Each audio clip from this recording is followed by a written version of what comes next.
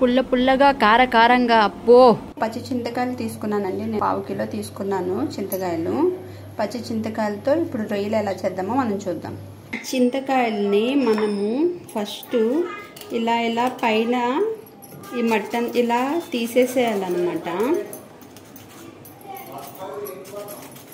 ఇలా అనేస్తే వచ్చేస్తుంది అన్నమాట. ఇలా తీసేసుకొని మనం వాష్ చేసుకోవాలన్నమాట వీటిని.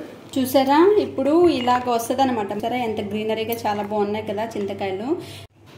ఇవి చూడండి ఎలా ఉన్నాయో. మనము లేత చింతకాయలు తీసుకోవాలన్నమాట. ఇది యాక్చువల్లీ రోట్లో కుమ్ముకోవాలన్నమాట. నేనేం చేస్తున్నానంటే ఇలా అనమాట, ఇలా ఉంటే సరిపోద్ది, ఇలాగే ఉండాలన్నమాట,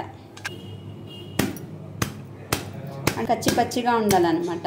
1/2 కేజీ రొయ్యలకి 1/2 కిలో తీసుకున్నానండి. చూసారా ఇప్పుడు ఇలా కుమ్ముకోవాలన్నమాట. ఈ ప్రాన్స్ని నేను ఉప్పు, కారం, పసుపుడి, ఆయిల్ వేసి నేను మ్యారినేట్ చేసుకున్నానండి.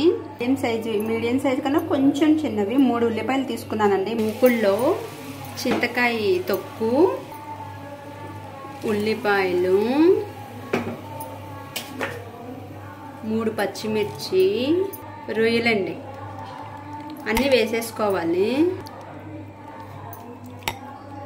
ఇలా కలపెట్టుకొని స్టవ్ ఆన్ చేయలేదండి, మనకు సరిపడా ఆయిల్ వేసుకోవాలండి.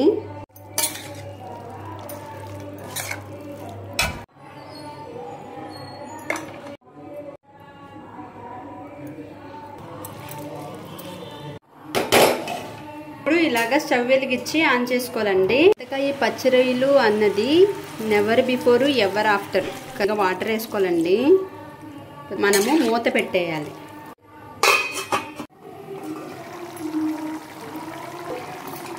ఇలా ఉడుకుతుంది, ఎక్కువ ఉడుకుతున్నప్పుడు మీడియం ఫ్లేమ్లో పెట్టేసుకోవాలండి. ఇలా అయిందనమాట ఫైనల్గా కర్రీ. స్టవ్ ఆఫ్ చేసేటప్పుడు ఒక్కసారి హైలో పెట్టేసుకొని దింపేసుకుంటే సరిపోద్ది అనమాట. గోదావరి జిల్లాలో చింతకాయ పచ్చి రొయ్యలు అనేది చాలా ఫేమస్ అండి. ఇలా హైలో పెట్టాను అనమాట. ఇలా నూనె తేరిపోయిందంటే మనకి ఉడికిందనమాట.